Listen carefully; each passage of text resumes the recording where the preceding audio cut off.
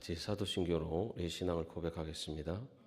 전능하사 천지를 만드신 하나님 아버지를 내가 믿사오며 그 외아들 우리 주 예수 그리스도를 믿사오니 이는 성령으로 잉태하사 동정녀 마리아에게 나시고 본디오 빌라도에게 고난을 받으사 십자가에 못 박혀 죽으시고 장사한 지 사흘 만에 죽은 자 가운데서 다시 살아나시며 하늘에 오르사 전능하신 하나님 우편에 앉아 계시다가 저리로서 산자와 죽은 자를 심판하러 오시리라. 성령을 믿사오며 거룩한 공회와 성도가 서로 교통하는 것과 죄를 사하여 주시는 것과 몸이 다시 사는 것과 영원히 산 것을 믿사옵나이다. 아멘. 찬송가 204장입니다. 찬송가 204장입니다. 함께 찬양하겠습니다.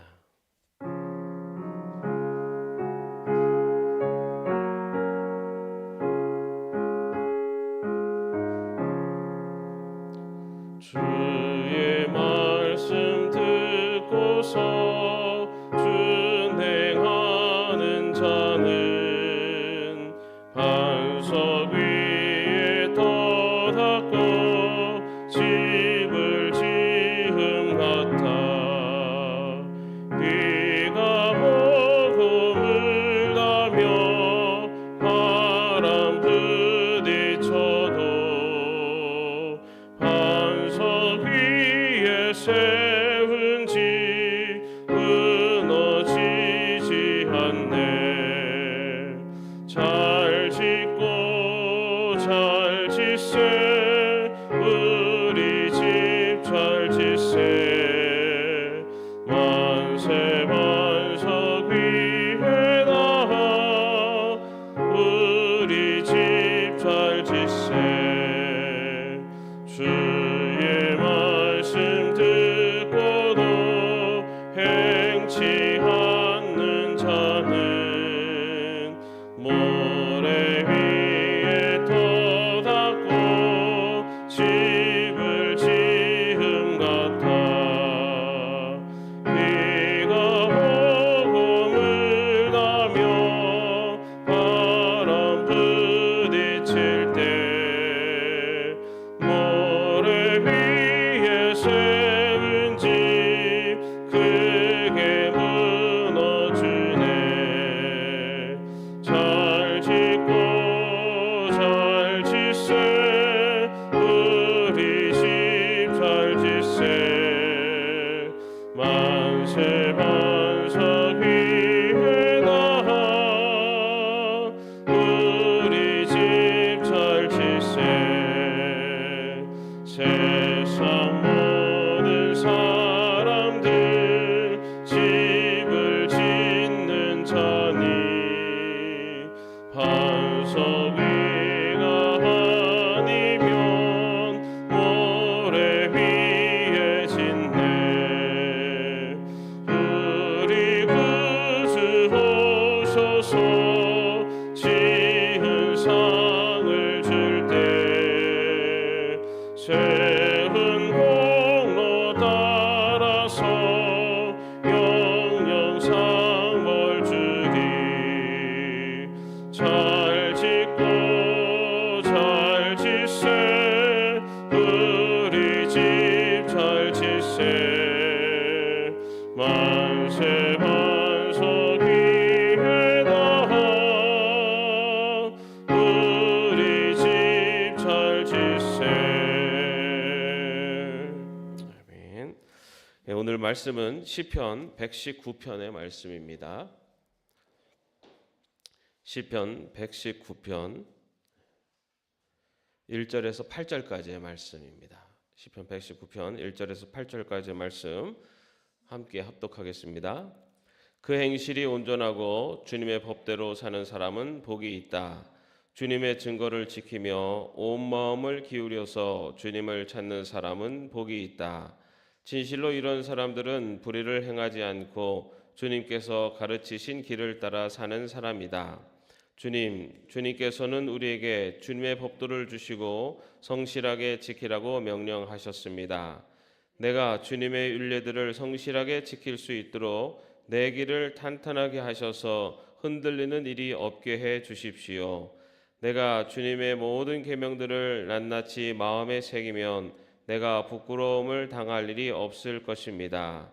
내가 주님의 의로운 판단을 배울 때에 정직한 마음으로 주님께 감사하겠습니다.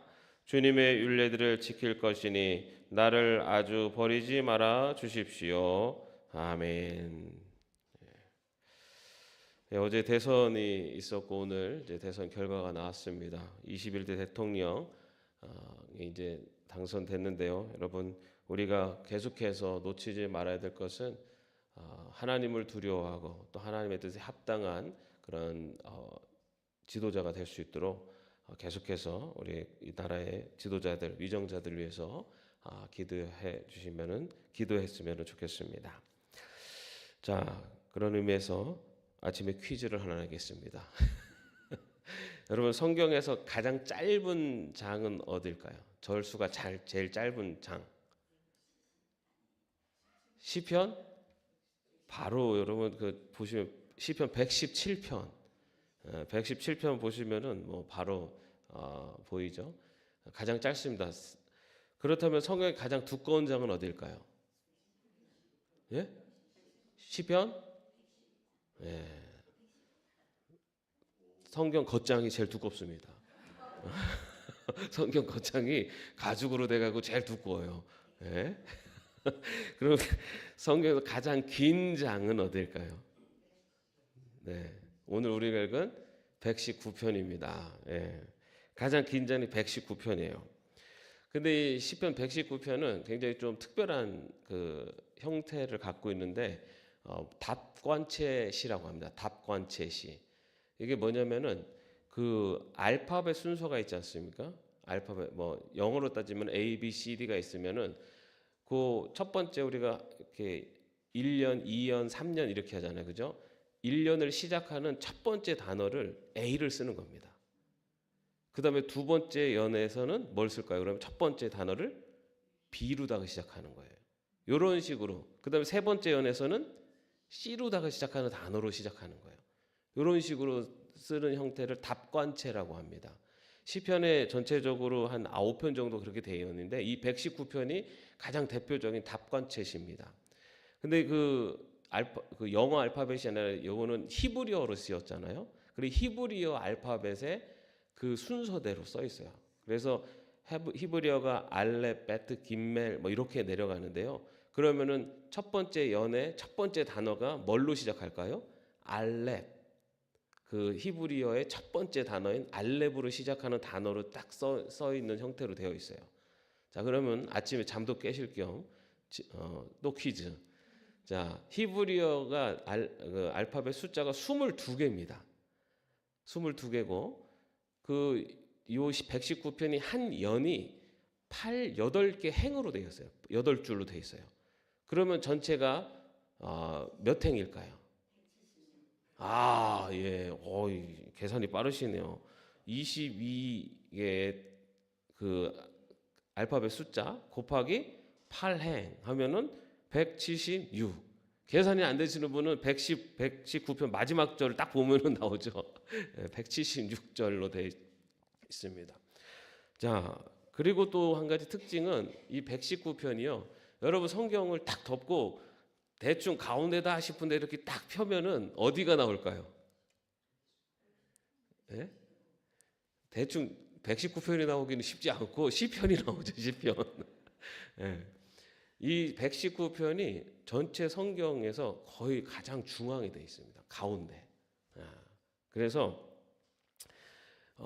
그런데 그 성경의 가장 중심에 그 시편의 말씀, 그 중에서 119편의 말씀 이렇게 있는데 그 안에 가장 많이 나오는 단어가 뭐냐면은 하나님의 말씀, 법도, 율례, 규례, 증거 이런 하나님의 말씀에 대한 이야기가 가장 많이 나오는 곳이 119편이에요.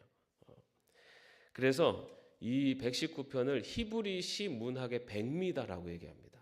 왜냐하면 형식적으로도 완벽해요. 그 아까 말한 닭관체식으로 하나님의 말씀이 쓰여져 있는 히브리 알파벳 22개가 닭관체식으로 8행씩 22연이 완벽하게 짜여져 있는, 그리고 그 안에 중심의 내용이 하나님의 말씀에 대한 내용이에요. 그래서 하나님의 말씀의 완전함을 나타내는 시다라고 그렇게 119편을 설명할 수가 있습니다. 그래서 그 형식과 내용에 있어서 하나님의 말씀의 완전함을 나타내고 있다. 시편 119편이 바로 그렇게 형식적으로나 그런 의미가 있는 그런 시편의 말씀입니다. 그 중에서 오늘 우리가 읽은 말씀은 첫 번째 연이죠. 첫 번째 연에 해당합니다. 그렇다면 처음에 시작이 뭘로 시작할까요? 알렙. 벌써 기억하시네요. 히브리어 첫 번째 A가 알렙입니다. 알렙으로 시작하는 단어인데 그 단어가 뭐냐면 에쉐르라고 하는 단어로 시작해요.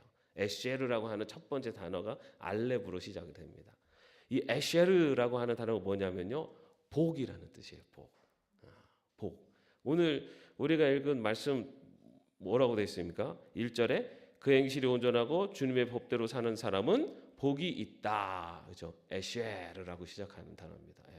그럼 여러분, 에쉐르의 이 단어로 시작하는 게 또 어디에 있을까요? 딱 시편 1편. 시편 1편 뭐라고 되어 있죠? 복이 있는 사람은으로 되어 있죠.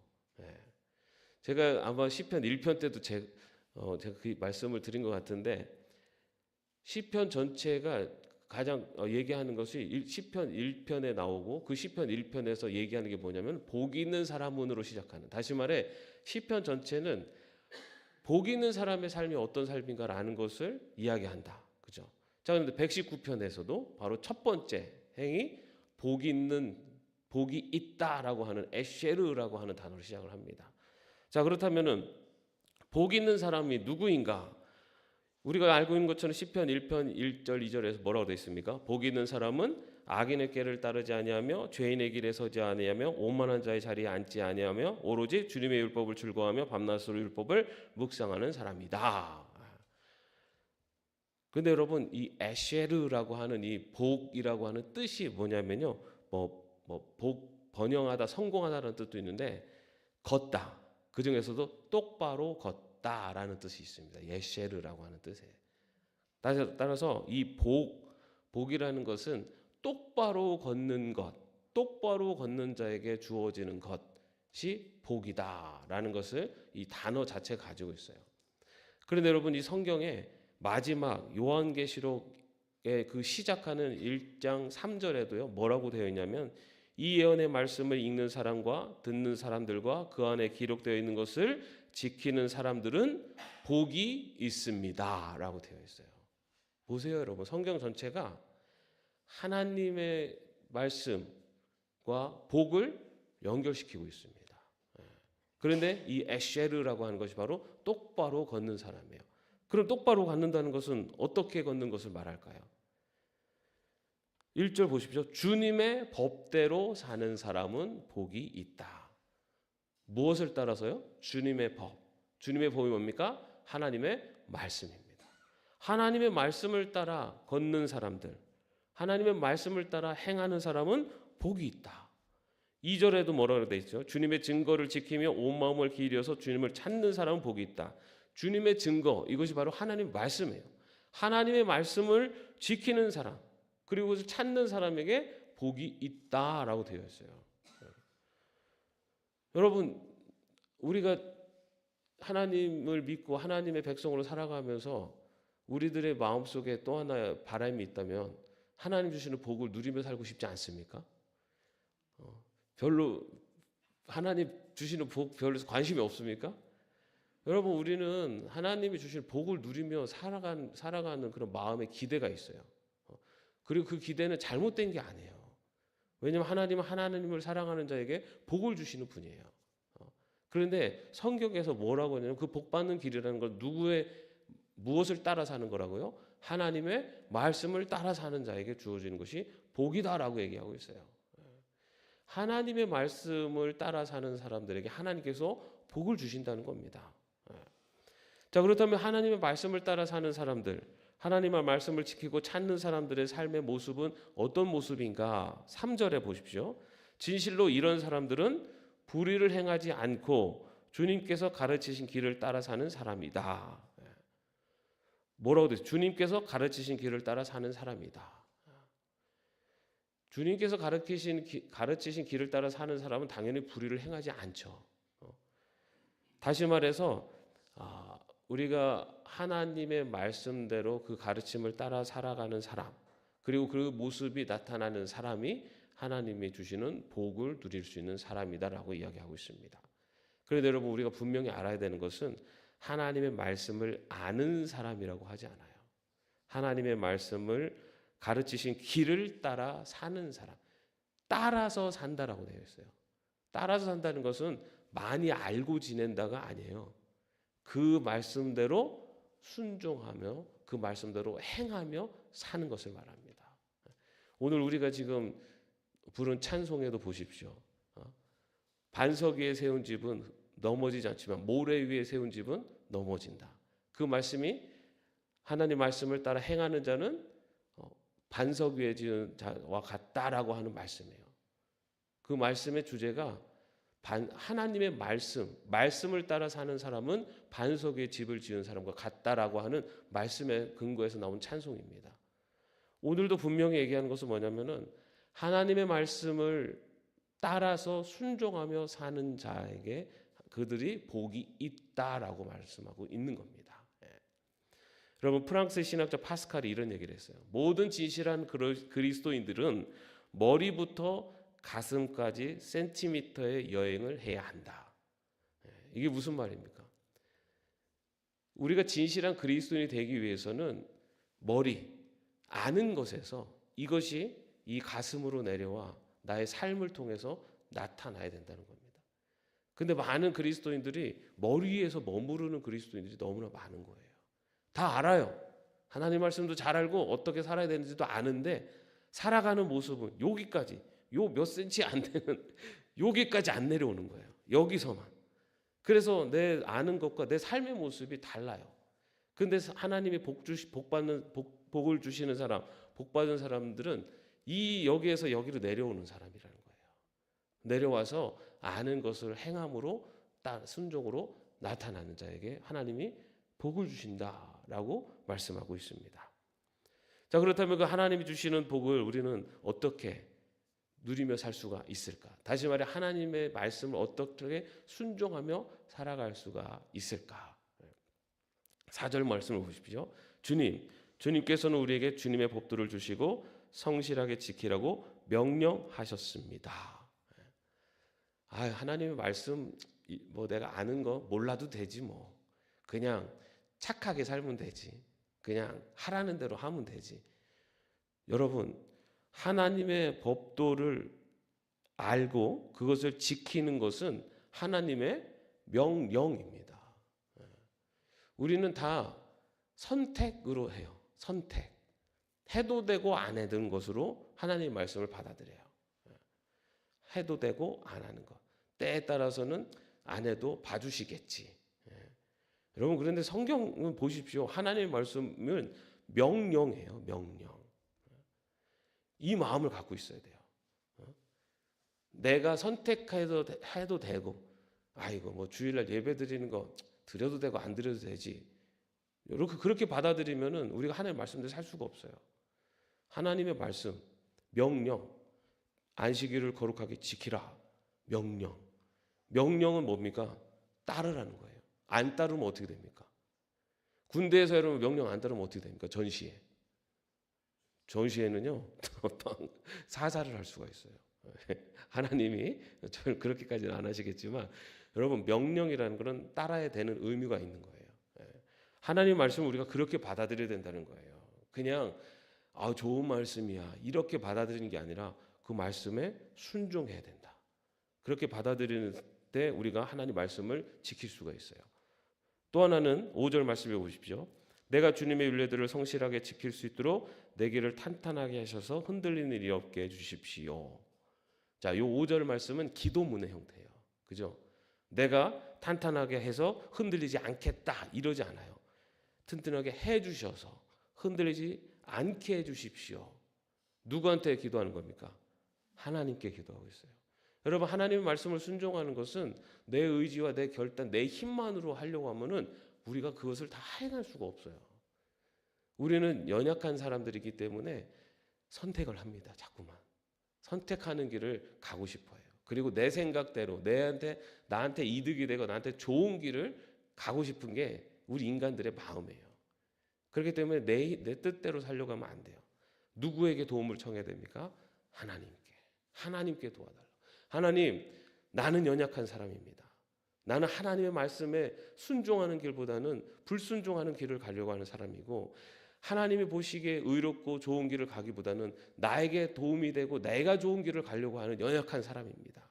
그러니 하나님, 내가 하나님이 기뻐하시는 길을 걸어갈 수 있도록, 하나님의 말씀에 순종하는 길을 걸어갈 수 있도록 나를 도와주옵소서 라고 하면서 기도해야 됩니다.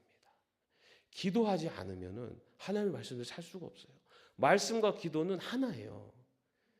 말씀만 있고 기도가 없으면 말씀은 그 말씀이 이론으로 또는 허공을 울리는 메아리로 끝나버릴 수 있어요.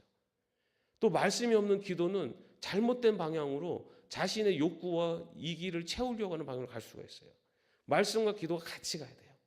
그래서 내 하나님의 말씀을 지킬 수 있는 능력과 힘이 기도에서 나오고, 기도가 올바른 방향으로 하나님의 기쁨을 향해 나갈 수 있도록 나를 인도하는 것은 말씀이 그것을 인도합니다.